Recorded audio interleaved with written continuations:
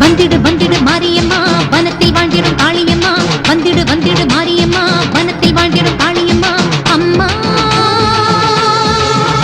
மாரியம்மா அம்மா